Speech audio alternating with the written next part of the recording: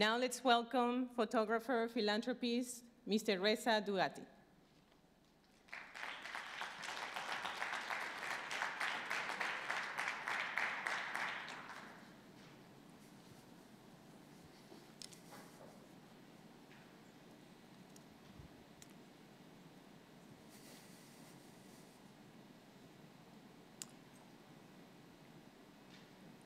Good afternoon, bon après-midi, très heureuse d'être ici. Parler de quelque chose qui est très important pour moi, qui fait partie de l'ensemble de ce que je fais depuis une quarantaine d'années, qui est la photographie. Et en dehors de travail photographique, de voir comment la photographie pour l'humanité, ce que je suis en train de mener, deux projets en même temps et parallèles, parce que je crois que l'image aujourd'hui commence à rentrer dans un monde qui ouvre une nouvelle mode de résistance et que l'image est en train de jouer un rôle important. Dans l'ensemble de mon travail, j'ai toujours essayé d'être réaliste en réalité. C'est un peu comme cette photo, c'est un symbole de mon travail. Essayer de montrer la réalité, juste faire un petit cadre, mais une réflexion, emmener une réflexion sur ce qu'on voit. Mais en même temps, très simple, le regard des enfants, le regard des gens, même si j'ai passé peut-être 25 ans ou plus dans les zones de guerre et de conflits, dans les camps de réfugiés, dans les révolutions, passer les jours et les nuits dans les tranchées, mais mon travail c'était plutôt montrer ce que les survivants d'une guerre ils vivent, et pas montrer l'horreur de la guerre à travers les yeux de survivants, comme cette petite fille du sud de l'Afghanistan qui est née sous le bombardement et qui a vécu sous le bombardement. En même temps, les enfants, de plus en plus, ils sont devenus dans tous les scènes de guerre et conflits, pour moi, les vraies victimes de ce qui se passe, de ce que nous faisons, nous, parce que nous sommes responsables de ce qui se passe quelque part dans le monde, et que les enfants et les femmes, de vraies victimes de tous les conflits et toutes les guerres. J'essaie d'être très simple dans mon travail photographique et très symbolique. Par exemple, cette image, au début de l'occupation de l'Afghanistan par les Russes, et c'était juste montrer avec une image très simple l'arrivée d'une nouvelle forme de résistance qui était à l'époque les combattants de l'ombre, on les appelait, c'était des gens comme des guerrieros, comment dirais-je, de l'ombre. Ou la culture. Une grande partie de mon travail, comme je dis, ça passe en Asie, en Afrique, en Moyen-Orient, en Amérique du Sud, un peu en Europe, mais évidemment, pour un photographe, la chose la plus importante, c'est la beauté. Et cette beauté, c'est dans la culture des hommes, montrer aussi la culture. Mon travail m'a emmené à travailler pour National Geographic depuis 1991, donc voilà la couverture de projets sur lesquels j'ai travaillé. Et vous voyez très bien que c'est National Geographic, mais ce n'est pas de wildlife que je fais. Je m'occupe d'une autre wildlife qui est des êtres humains et des culturels. Et ça, ce sont les différents projets que j'ai travaillé. En même temps, ça n'est pas seulement National Geographic, mais aussi j'ai publié dans plus de 2000 articles dans les grands médias du monde, dont une partie ici, qui montre un peu la variété de travail et en même temps comment, depuis ces années, j'ai pu vraiment avoir, sur ces 30-35 ans de travail, passer du temps avec beaucoup de ce qu'on appelle les decision makers et aussi les hommes et les femmes de la rue aussi. Les magazines, c'est bien, mais j'utilise beaucoup les livres aussi. Ici, couverture de livres que jusqu'à maintenant, j'ai produit avec l'ensemble de mon travail. Je continue. En novembre, je sors 2 livres nouveaux fin novembre. Mais donc les magazines, les livres et aussi la télévision évidemment, parce que pour moi, toutes les formes de répandre l'image, cet nouvel langage universel, c'est important. Nous avons rentré dans la même époque qu'on est rentré un moment dans le monde de papyrus. Vous vous souvenez de ce moment où il y a des grands changements, où l'invention de machines imprimerie par Gutenberg. Nous sommes dans ce moment de transition où l'image devient un langage universel et que, de la même façon que aujourd'hui je parle, j'imagine que beaucoup de francophones ici, mais avec mes images, j'expose au Japon, en Chine, en Afrique, à Ouagadougou et Paris, et New York et Londres. Ça se passe la même chose. C'est une autre. Donc la télévision, c'est aussi important. Voilà, ça, c'est juste pour rentrer dans le jeu. Passage d'une rivière au nord d'Afghanistan sur ces barques.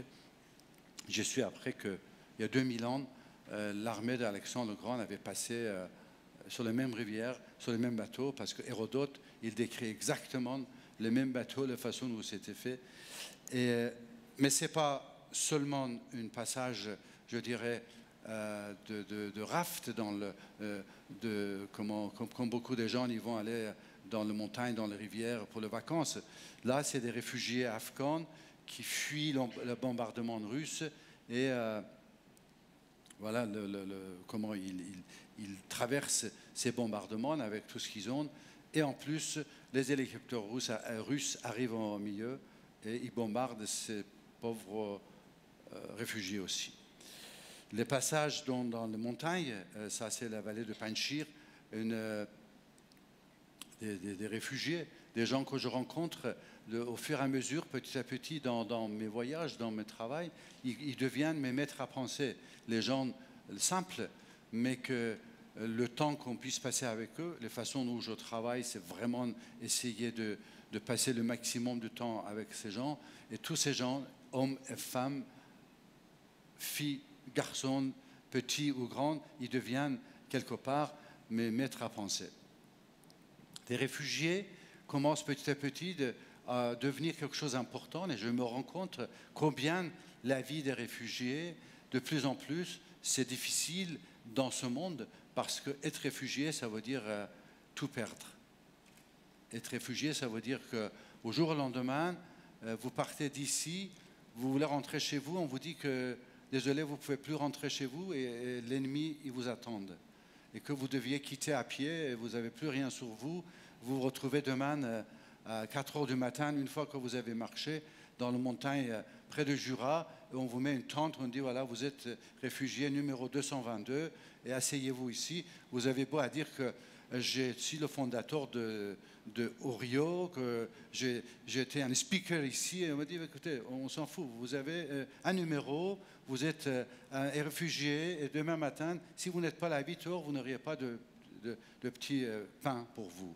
Voilà ce que c'est le concept de réfugié. Ce n'est pas juste des petits pauvres gens qu'on voit sous les tentes, c'est des gens comme vous et moi, qu'à un moment dans la vie, ils sont obligés de tout laisser tomber et partir.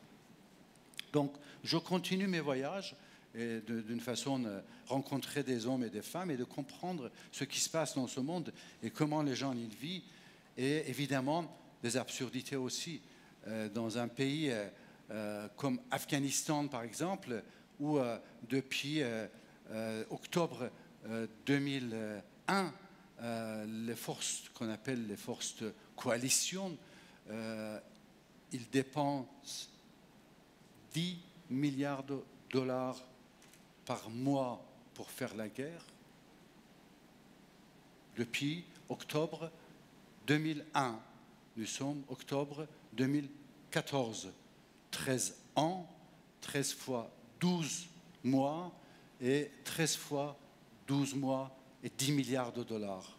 Vous faites le calcul, vous pouvez imaginer l'ensemble de l'argent pour la guerre qui est dépensé dans ce pays et que ce même argent, voilà les gens comment ils sont encore. Vous voyez l'absurdité aussi qu'on voit sur terrain. Nous, les journalistes, les photographes, les humanitaires, quand on est sur terrain, on a juste le moyen de réfléchir, de dire mais le problème, ce n'est pas juste créer des ONG pour aller aider les gens. Le problème, c'est ailleurs. Il faut voir il faut voir des big pictures. D'où vient le problème? Comment on peut accepter que nous dépensons 10 milliards de dollars par mois pour la guerre, pour jeter les bombes, et que nous n'avons même pas été capables d'asphalter les rues de Kaboul dans 14 ans? Comment? Que la ville de Kaboul aujourd'hui est encerclée par les gens comme lui, qui vivent dans une situation lamentable, lamentable. Et que nous dépensons pour les Nations Unies, aussi bien que pour la guerre, des milliards et des milliards et des milliards. Et qu'on croit que nous sommes un peuple civilisé. Il faut poser des vraies questions par rapport à ce qui se passe dans le monde. Regardez le regard de cette petite enfant dont le village vient bombarder. Quel âge vous lui donnez? 3 ans, 5 ans, 60 ans? Regardez dans son regard. Elle a perdu son enfance. Et elle a perdu son innocence avec des millions d'autres enfants qui vivent la même situation.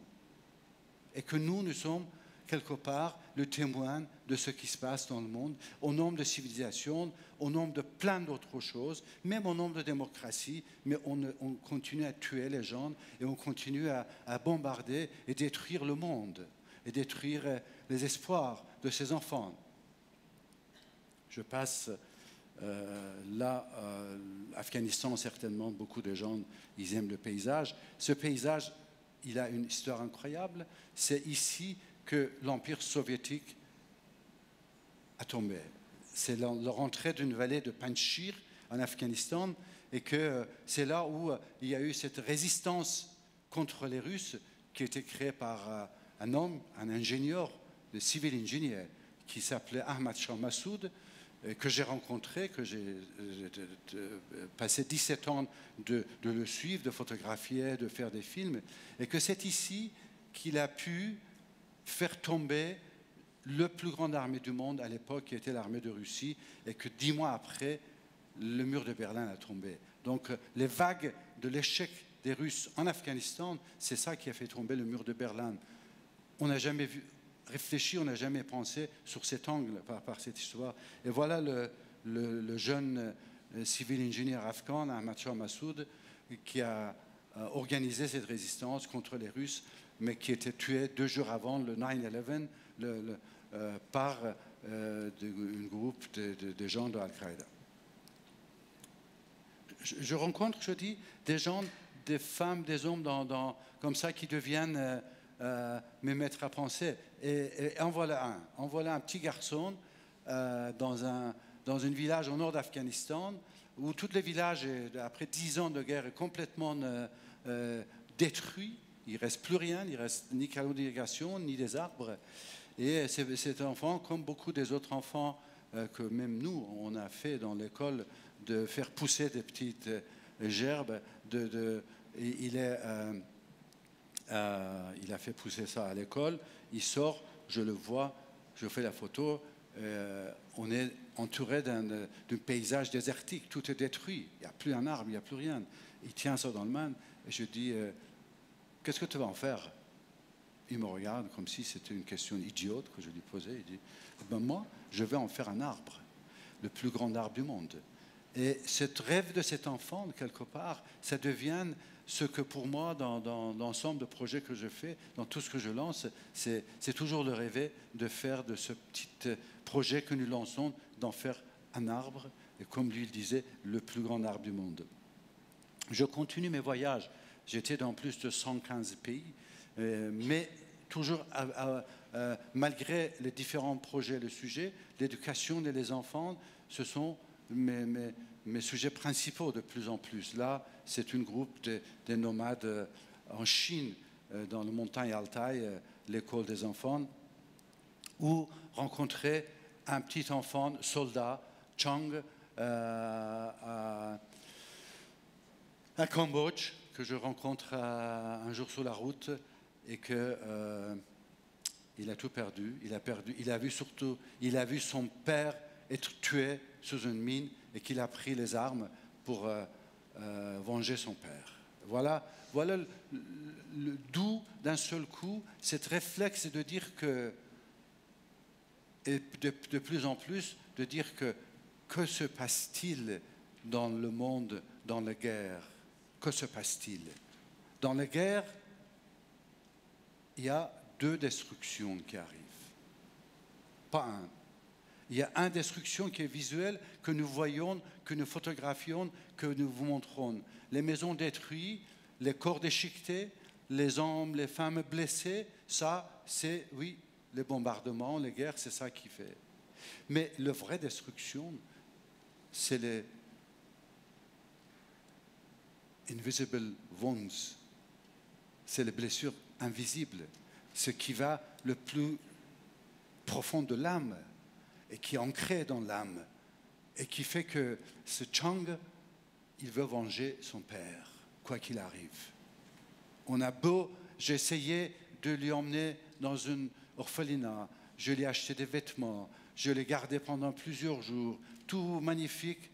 Il a fui un jour parce qu'il avait ça dans sa tête. Et ce n'est pas lui seulement, c'est que ce qui passe dans toutes ces zones de guerre, c'est finalement cette blessure invisible.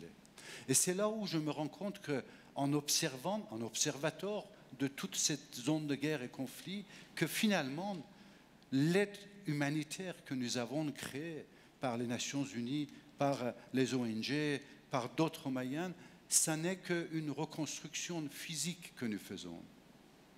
Nous construisons des écoles, des bâtiments, en croyant qu'on est en train d'aider l'éducation. Messieurs, dames, l'éducation n'est pas dans les pierres et dans les bâtiments qui se fait.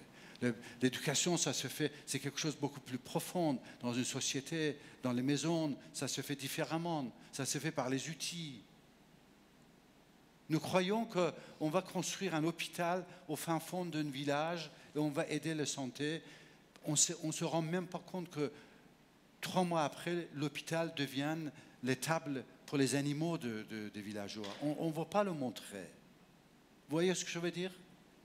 Pour beaucoup des ONG, quand les ONG ils sont arrivés en Afghanistan, après le Taliban, et en disant on va construire des écoles, je me suis opposé en disant ne construisez pas des écoles. Tout le monde dit mais vous êtes complètement fou, ou vous êtes comme Taliban, vous ne voulez pas. J'ai dit non, vous savez ce qui va passer? Ils vont détruire vos écoles. Ils vont attaquer les écoles parce que ça va devenir le symbole de l'intervention des étrangers. Trouvons un moyen d'emmener l'éducation dans les maisons maintenant. Ce n'est pas le moment. Et vous savez ce qui s'est passé depuis ces 14 ans avec des milliers d'écoles qui étaient construites par les ONG, par les Nations Unies. Il y a eu plus de 2000 écoles qui étaient détruites et brûlées, qui étaient attaquées. Il y a eu plus de des centaines de profs qui étaient beheaded, dont la nuit, ils ont attaqué les maisons parce que vous emmenez vos filles à l'école. Et je disais, attendez, ce n'est pas le moment. La démocratie, on n'emmène pas par les avions, des bombardiers. La démocratie, c'est autre chose. Et que ces enfants, comme lui, on ne peut pas d'un jour ou l'autre en disant, mon petit, viens, on va te donner une école, et on a aidé, on va partir. Comment il faut arriver à cette nouvelle forme d'aider ces gens-là? Ma question, dès le début, c'était ça, en disant, les ONG, ils fabriquent, ils construisent des routes, ils construisent des canalisations, ils s'en vont. Mais quelque part, vous savez que les talibans étaient formés et éduqués dans les écoles faites par les Nations Unies. Donc, c'est pas, enfin, je dis Nations Unies, je veux dire les humanitaires en général. Je ne veux pas juste mettre la main sur un groupe ou l'autre. Ce que je veux dire, c'est qu'il y a le moment est arrivé que même on pose la question sur la façon où nous aidons ces pauvres gens. Vous voyez ce que je veux dire? Ce que les gens ils disent, on va aider les pauvres, on va les emmener à manger, on va les emmener à boire. Et j'ai dit, attendez, peut-être que c'est le moment où on réfléchit, on se retire de ça et on pose de vraies questions. De quoi ils ont besoin? voyez ce qui se passe aujourd'hui? Depuis 14 ans de ces avions, les 10 milliards de dollars de guerre qui est dépensé, voilà ce que ça donne dans les ateliers cachés entre les frontières afghanes et pakistanaises. Voilà ce que le résultat de cette forme de dire que voilà, nous emmenons la démocratie avec les avions bombardiers, les réseaux. Voilà ce qui se passe dans les écoles. Ouais. Mais ce n'est pas seulement là-bas. Les gouvernements, de plus en plus, ils essayent d'endoctriner les enfants. Regardez ce qui se passe en Chine. Les enfants à bas âge, ils deviennent ça. Et le grand danger aujourd'hui, et je le dis, je le crois, je le vois, c'est cette endoctrinisation des enfants pour devenir de chair à canon, pour devenir des tueurs. Vous savez d'où viennent beaucoup de ces jeux vidéo que nos enfants, ils achètent, que nous laissons nos enfants jouer? Beaucoup de ces jeux vidéo est construit et fomenté par les groupes militaires pour que les enfants, ils apprennent à tuer en appuyant sur les boutons. Et vous savez, beaucoup de gens aujourd'hui qu'on joue dans la guerre, c'est en appuyant sur les boutons qu'on les tue. Donc ça, ce sont d'autres réflexions. Je continue mes voyages. J'arrive à Rwanda, Burundi, c'est le massacre, c'est le génocide. 800 000 morts, des gens, des hommes, des femmes complètement. Et cet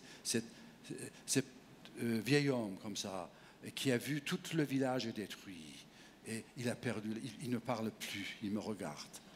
Il ne parle plus, c'est speechless, comme on dit. Imaginez ce qu'il a pu voir. On le voit dans ses yeux, ce qu'il a vu. Mais malgré ça, de nouveau, et c'est là où cette résilience, c'est important, et c'est là qui donne un espoir incroyable à la vie, à la beauté de la vie, c'est que là, ce sont les rescapés de ces 800 000 génocides. Ils arrivent dans le camp de réfugiés. Le lendemain, ils commencent à construire leur tente, leur maison. Et c'est ça aussi, cette force incroyable qui existe dans l'humanité pour aller devant. Et c'est sur ça que je me base aussi, de dire que c'est cette force positive qui, certainement, il va nous emmener vers un meilleur monde. Évidemment, dans l'ensemble de mon travail, j'ai toujours posé une question en disant comment la photographie, l'image aujourd'hui, peut jouer un rôle important dans les différents problèmes. Dans un camp de réfugiés en ex-Zaïre, les gens des Nations Unies, les UNICEF et Croix-Rouge, ils disent que nous avons un vrai problème. Il y a 12 000 enfants qui étaient séparés de leurs parents et ils sont dans les différents camps de réfugiés après cette génocide. On ne sait pas ce qu'ils sont devenus. Comment? Et voilà, je forme. Ça, c'était un projet qui était déjà fait par les UNICEF et Croix-Rouge internationale. Donc, je forme des réfugiés pour qu'ils forment et photographient ces 12 000 enfants. Donc, 12 000 enfants sont photographiés. On expose dans les 5 camps de réfugiés, on appelle les familles, les gens de venir et voir si vous trouvez quelqu'un. Donc, pour dire pourquoi je crois que l'image est importante aujourd'hui, parce que ça répond à beaucoup de problèmes. Là, un exemple. Au bout de 4 mois d'exposition dans les camps de réfugiés, sur ces 12 000 portraits, 3 500 enfants, ils sont réunifiés avec leur famille. Et ça, c'est un petit projet photographique, un petit, je dis, mais voyez comment, des fois, poser la question en disant comment la photographie peut aider un problème. Ça, c'est la réunification. Évidemment, dans mon quête de comprendre notre monde, la famine, c'était quelque chose d'important. Je devais me heurter à ce problème, de voir qu'est-ce que ça veut dire la famine. J'avais vu les photos de mes collègues, des photographes, mais quelque part, je ne les sentais pas. Je croyais que ces hommes et ces femmes affamés ne sont pas vraiment montrés dans leur dignité humaine. Donc, le jour où je devais aller pour la première fois à la rencontre de ce phénomène, avant d'y aller, je me suis enfermé pendant 3 jours dans mon appartement à Paris. Pendant 3 jours, je n'ai rien mangé. Je voulais juste sentir, quand je vais me trouver devant ces gens, qu'est-ce que ça veut dire avoir faim.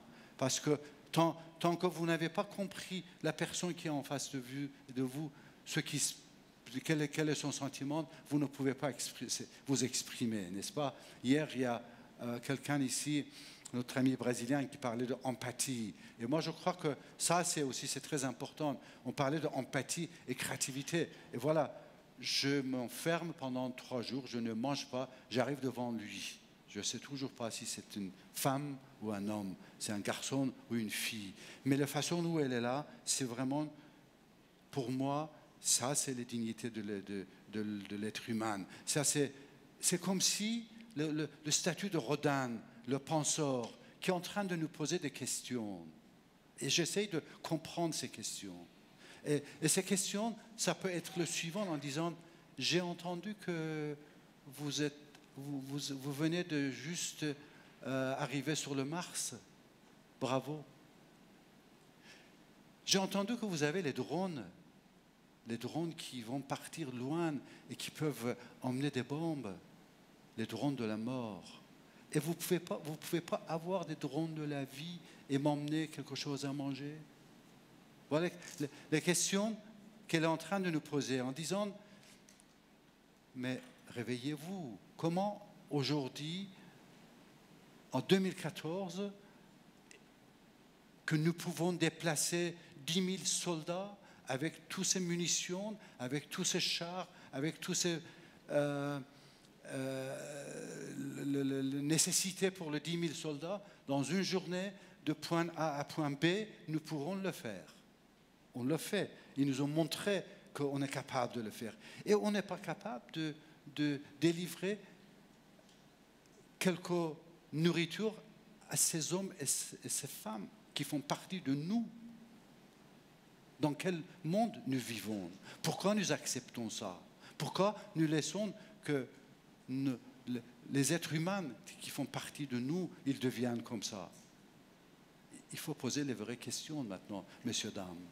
Il faut poser les vraies questions à ceux qui envoient ces grandes fusils dans Mars avec beaucoup de comment dirais-je, habileté. Il faut poser des questions en disant, et les êtres humains, et ces hommes et femmes, comment ils font? Donc, je passe de cette famine, je me concentre beaucoup sur les mines antipersonnelles, parce que c'est une autre plaie du monde. Et vous savez quoi? Vous savez que une seule mine, quand une grande partie, c'est l'Occident qui en profite, parce qu'ils le vendent à... Chaque mine qui est vendue, c'est construit dans une de ces pays, Europe, Amérique. Et après, les démineurs aussi, ils sont de ces pays. Et donc, pour vendre une mine, c'est $1. Pour déminer, c'est $100. Donc, à la fin, il y a $101 sur chaque mine qui est retournée dans le pays, en Occident. Vous vous rendez compte? Posons de vraies questions. Mais qui perd de ses jambes? Les Cambodgiens, les Afghans, les Angolais? Posons les vraies questions. Cet argent qui est engendré par le vente des armes et par l'utilisation de ces armes, où est-ce qu'il est construit et où est-ce qu'il retourne et qui sont les gens qui payent avec leur vie? Et après nous, on dit, ah, nous avons créé des ONG humanitaires, ils vont aider ces gens-là. Oui, bien sûr. Mais attendez, posons les vraies questions. C'est nous qui aidons aussi à construire des armes et tuer ces gens-là et détruire leurs maisons. Posons des vraies questions. Donc, je passe du temps à voir qu'est-ce qui fait les mines antipersonnelles avec ces familles, avec ces hommes et ces femmes. D'ailleurs, un jour, on me dit qu'au Cambodge, vous voyez, il y a un endroit où il y a toujours des mines sur les rails de train et que le gouvernement, il en avait tellement marre que les locomotives y sautaient sur les rails qu'ils ont mis une très grande plateforme très métallique poussée par la locomotive. Comme ça, s'il y a des mines, c'est cette plateforme qui va sauter. J'avais déjà vu ce genre d'utilisation contre les mines. Mais après, la personne me dit, mais vous savez quoi, M. Reza? c'est que la plateforme est gratuite. Et les pauvres gens qui n'ont pas de quoi acheter des billets de train, ils voyagent dessus. Je ne crois pas. J'ai dit, je vais le voir. Et je fais le voyage dans la journée, aller-retour, pour ces pauvres paysans qui doivent aller dans un marché pour vendre leurs quelques petits oignons. J'arrive à Sarajevo. Sarajevo, voilà, au cœur de l'Europe, encore de nouveau une autre planète, un autre endroit, complètement détruit, complètement juste au cœur de l'Europe. Des années, ça passe. Toute une ville encerclée. Et d'ailleurs, ça c'est le seul hôtel, c'était mon hôtel à Sarajevo. Autour de. D'ailleurs, il n'y avait ni eau, ni électricité, ni rien du tout pendant longtemps. L'ironie de l'histoire, c'est que j'arrive ici, on me loge à l'hôtel Président Wilson, au bord du lac. À 6 heures du matin, je me lève pour prendre une douche, il n'y a pas l'eau chaude. Je crois que c'est une blague. J'appelle la réception, j'ai dit, écoutez, il y a un problème, je crois qu'il n'y a pas l'eau chaude. Vous voyez, hôtel Président Wilson, comment c'est? Il dit, non, monsieur, il y a un vrai problème, on ne sait pas quoi, il n'y a plus d'eau chaude dans l'hôtel depuis la nuit. Et il n'y a toujours pas eu d'eau chaude. Donc j'ai dit, écoutez, j'ai déjà vécu ça dans d'autres hôtels, et j'ai pensé à cet hôtel de Sarajevo, que je vivais sans l'eau chaude, enfin sans électricité, rien du tout. Mais à un moment, dans toutes ces guerres, un moment très très dur, pour moi, c'est ce moment à Sarajevo.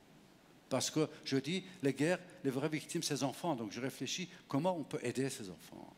Et j'arrive devant cette petite fille à Sarajevo, dans les rues, assiégée, où personne ne sort parce que ça tire partout, parce que vous avez des francs-tireurs. Et je vois cette petite fille adossée contre le mur. Et je dis, qu'est-ce que tu fais là?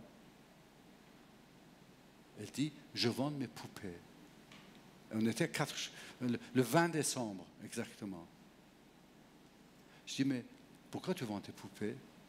C'est dangereux ici. Il dit, mais vous savez, monsieur, ma grand-mère, ça fait 4 jours, elle n'a rien mangé. Et je me suis dit, peut-être que je peux acheter quelques pains pour elle si je vendais ça. Donc, et là, d'un seul coup, je sens la vraie destruction, comme on dit, des guerres qui font. Elle n'était pas morte, elle n'était pas blessée, mais c'est une blessure profonde qu'elle doit certainement garder jusqu'à la fin de sa vie. Comment vous, les filles, vous savez comment les dames, petites filles, tous, vous avez... Qu'est-ce que ça veut dire, les poupées d'une enfance? Qu'est-ce qui vous emmène à vendre? Voilà ce qui fait les guerres. Donc, j'arrive, je continue ma quête de comprendre l'humanité. J'arrive dans un village entre Azerbaïdjan et Arménie. Et 3 jours avant que j'arrive, les forces arméniennes, ils ont encerclé un village azerbaïdjanais qui s'appelle Khojali et ils ont massacré hommes et femmes dans une nuit. Des centaines des enfants. Ils l'ont fait comme on lit dans les histoires, comme ils essayent de nous dire que, vous savez, nous sommes les victimes d'un génocide. Ils ont fait la même chose. Et ça se produit, ça se fait la même chose. Donc, je commence à poser aussi des questions sur la nature de l'homme. Mais je reviens sur l'histoire de beauté. Le plus important pour moi, c'est toujours essayer de montrer la beauté qui existe dans l'être humain. Quoi qu'il soit, dans n'importe qui que ce soit.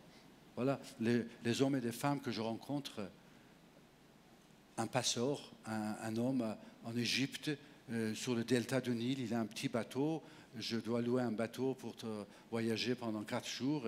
Et voilà un portrait de cette... comment dirais-je, passeur sur le Nil, ou un portrait de Benazir Bhutto, avec qui j'ai passé plusieurs mois quand elle était venue se battre contre la dictature.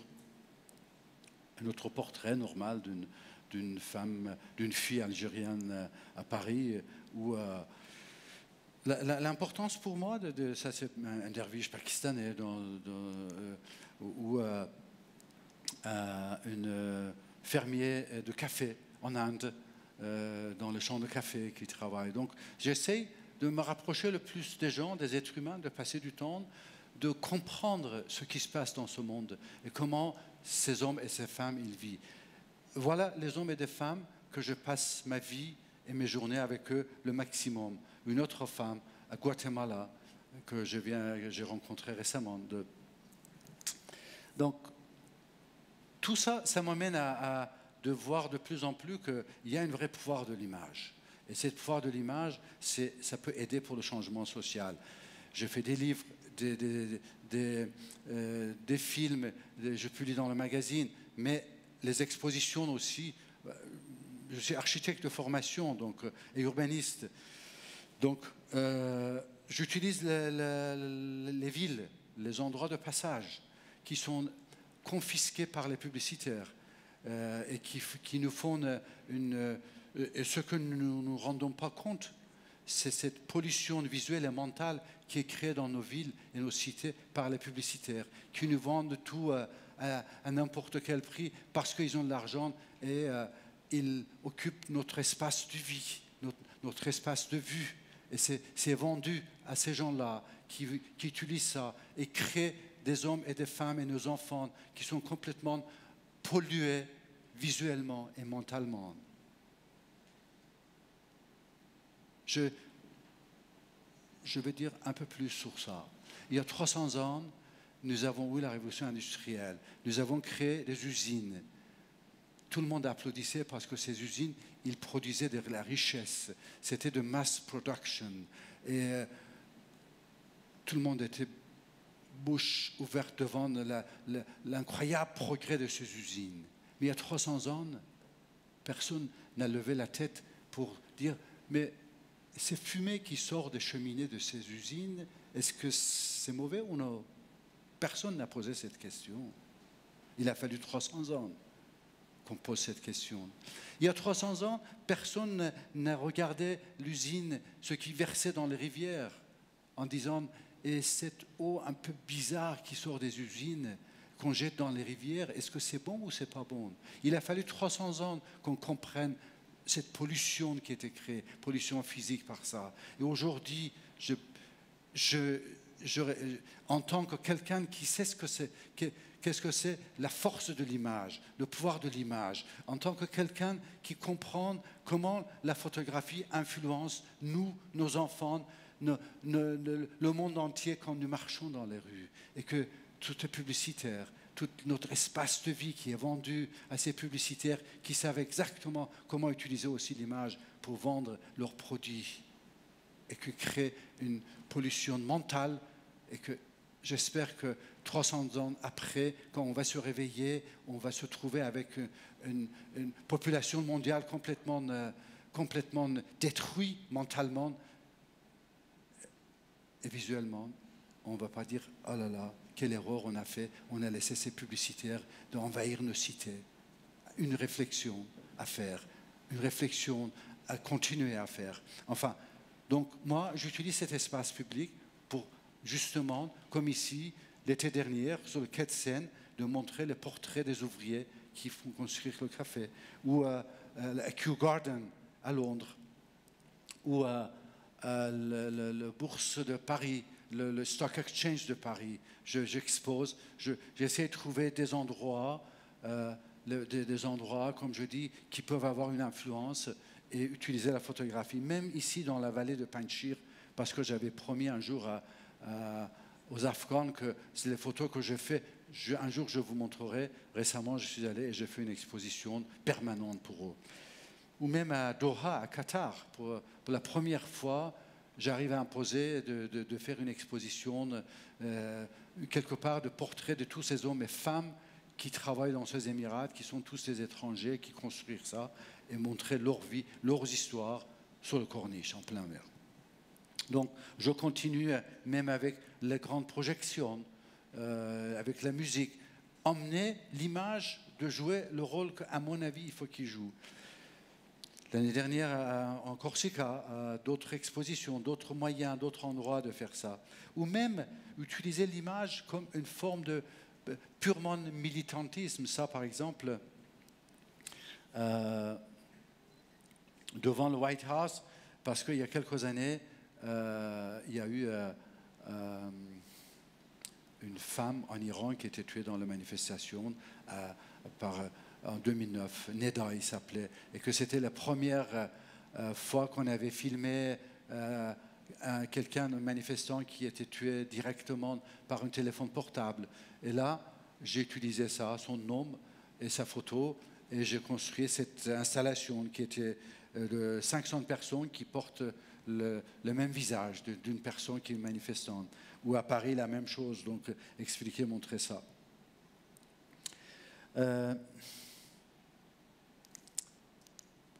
Donc, tout ça m'a emmené à réfléchir, de dire, voilà ce que j'ai vu dans le monde, voilà ce que le monde, dans quelle direction il va, mais puisque je crois en l'humanité, puisque je crois dans la bonne direction, je sais que l'homme, il a un bon fondement, comment je peux faire moi-même tout seul, et que ces réflexions, que les deux destructions différentes qui se passent dans les zones de guerre et conflit, comment moi je peux intervenir par rapport à ça. Un jour, je vois que dans les news, il y a une fusillade dans une école aux États-Unis. Donc je lis l'histoire, comme vous le lisez beaucoup, ce qui se passe, et je vois qu'ils arrivent, le policier, ensuite les ambulanciers, et tout de suite après, 30 psychothérapeutes qui arrivent envoyés à l'école parce que ces enfants avaient entendu un coup de fusil et il fallait envoyer des psychothérapeutes pour qu'ils puissent parler avec eux, avec les profs, et on fait la même chose quand il y a une catastrophe, on envoie toujours les psychothérapeutes pour aller de ça, parce que c'est une nécessité. Et après, je me pose la question, j'ai dit, mais attendez, c'est génial ce qu'on fait aux États-Unis, en Europe. Dès qu'il y a un avion qui est tombé, tout de suite on envoie 50 psychothérapeutes pour aller parler à la famille, du traumatisme et tout ça. Mais les Afghans, les Angolais, les Cambodgiens, les Rwandais, c'est toute une nation que depuis 30 ans ils sont sous les balles. Comment on fait pour eux? Comment on peut arriver à passer de ce traumatisme qui est dans une école par un fusil et qu'on essaie d'arranger tout le monde, et que comment faire pour toute une population? Et c'est là où j'arrive finalement avec cette réflexion en disant que ce que je peux faire, c'est de créer une autre forme, une nouvelle forme de ONG qui n'existe pas, qui n'a jamais existé. C'est une ONG qui va former des femmes, une grande partie, dans toutes ces zones de guerre et conflit, pour que, pas qu'elles deviennent ceux qui font les broderies et qui font des châles pour vendre dans le marché européen ou d'autres, qui est aussi un bon travail pour aider, mais je dis non. Les outils d'aujourd'hui, ça n'est plus des machines à coudre données à ces femmes dans ces villes. Elles ont la même intelligence que nous. Elles connaissent leur vie mieux que nous.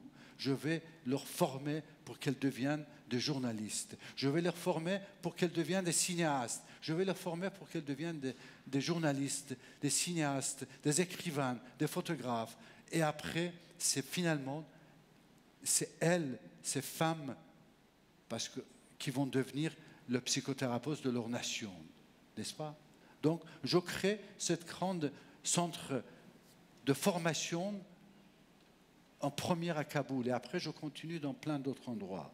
Et le concept de informal visual education, ça devient de plus en plus un concept fort et important dans ce que nous pourrons emmener et aider dans cette partie. Peut-être ça ne ressemble pas, mais c'est moi. Oui, ça arrive. En 83, c'est le premier cours de formation que je lance dans un camp de réfugiés afghans au Pakistan. Parce que c'est là où je me suis dit, quoi qu'il arrive, il y a plein de gens qui vont aider à emmener du riz, à emmener du blé, à faire ça. Mais moi, je vais les former pour qu'ils prennent dans la main cette vraie arme qui est l'arme de l'information et la communication. Jusqu'à quand les photographes et les journalistes qui vont aller dans tous ces pays, il faut qu'ils s'appellent Michel et Thierry et Jean-Pierre. Le moment où qu'ils s'appellent Mohsen et Ahmad et autres, n'est-ce pas? Ou des femmes. Et que donc je commence à former ces gens-là. Et je continue cette formation. Ensuite, Nations Unies me demande de devenir le directeur de l'opération de l'aide en Afghanistan. J'accepte le projet. Pendant 1 an, je prends mon, comment on dit, le bâton de pèlerin, de village en village, pour emmener de l'aide. Mais la première chose que je fais, j'ai dit, d'ailleurs c'était ici, quelque part d'ici à Genève, quand il m'avait invité pour accepter ce travail. J'ai dit, je ne veux pas donner une seule graine de blé gratuit. Je vais lancer des projets de formation, de construction Food for Work. Et je lance un des plus grands projets de Food for Work au nord d'Afghanistan, où seulement des hommes qui avaient des pelles, ils recevaient quelque chose, ou des femmes qui venaient travailler, qui avaient des métiers à coudre et tout ça. Mais ça, ce n'était pas suffisant. Donc, je lance cette nouvelle ONG à Kaboul en 2002. Et la première chose que je fais, forme des femmes, et je lance le premier magazine pour les femmes en Afghanistan. Imaginez, après Taliban. Et vous voyez comment il s'appelle, le magazine, en 2002? Ça vous dit quelque chose, ce nom? En 2002. Je choisis ce nom parce que c'est un nom qui parle, et finalement, vous voyez, l'importance des noms. Et aujourd'hui, Malala, c'est le prix Nobel de la paix. Ça, cette magazine, je lance en 2002 pour les femmes en Afghanistan. Je lance un magazine pour les enfants, pour les familles. Et quand je disais que j'étais contre, je suis toujours contre la construction des écoles dans ces pays, et je dis, voyez, je vais emmener l'éducation dans les familles. Il y a des outils aujourd'hui que nous pourrons faire ça. Cet outil, c'en est une. C'est une magazine que même sous Taliban, on distribuait gratuitement dans toutes les maisons. Et après, je crée une radio par les femmes qu'on a formées qui s'appelle La Voix de femmes afghanes. C'est une radio, voyez, que des femmes qui travaillent, des femmes afghanes, journalistes. Même ceux qui réparent les ordinateurs sont des femmes, tout ça. Le seul homme qui travaille dans cette radio à Kaboul, c'est celui qui sert le thé pour les femmes, voyez. Je renverse tout. Mais ça fonctionne. Ce programme de radio, ce magazine pour les enfants qui s'appelle L'Envol, ça emmène l'éducation dans les maisons. L'éducation pour les filles, parce que c'est ça qui est plus important, n'est-ce pas? Regardez, la distribution de cette magazine, pour la première fois, les gens ils ont accès à ce genre d'écriture. Nous formons plusieurs femmes à devenir les cinéastes et faire des films documentaires. Et voilà ce qui se passe dans le... elles font des films et se deviennent nominées Emmy Award. Les premières femmes photographes, le cinéma mobile en Afghanistan pour montrer les projets, les grands films éducatifs pour le compte des différentes organisations des Nations Unies. Donc comment l'image peut utiliser ça? On lance le premier soap opera afghan où une femme est juge dans le film. Un de nos photographes, il gagne le prix Pulitzer, un Afghan pour la première fois, qui est le prix Pulitzer. Et évidemment, au Caire, on voit arriver de Facebook et Twitter. Mais ce projet, je le mène aussi dans les banlieues européennes. Ça, c'est plein des jeunes maintenant de plus en plus qui sortent des écoles en Europe, aux États-Unis. Et je suis en train de lancer les mêmes programmes dans les banlieues européennes. Voilà à Toulouse, l'autre était dans une autre ville. Ça, c'est en Sicile, en Italie. Et en plus, leur travail est exposé dans les grandes villes pour montrer aux gens de cité, de créer cette liane entre les cités et les villes. Voilà, ça c'est le début d'une grande histoire, Exile Voices, sur les réfugiés, ce qu'on est en train de lancer. Je parlais des réfugiés et nous avons aujourd'hui 50 millions de réfugiés dans le monde. Seulement des réfugiés. Si vous comptez plein d'autres gens, les exilés ou autres, c'est plus de 100 millions. Et je vais me concentrer les 5 prochaines années de créer une nouvelle ONG qui va former et aider les enfants dans ces camps de réfugiés. J'ai déjà eu des exemples. Ça, c'était des enfants réfugiés à Ouganda que j'ai formés. Une autre, des enfants réfugiés irakiens en Jordan que j'ai formés. Et récemment, j'ai commencé un travail dans un camp de réfugiés syriens au Kurdistan.